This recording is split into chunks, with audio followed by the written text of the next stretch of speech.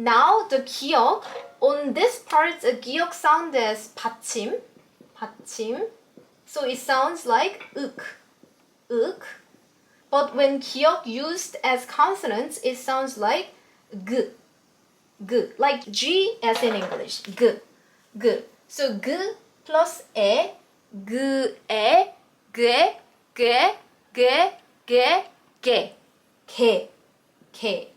Ke is dog in Korean.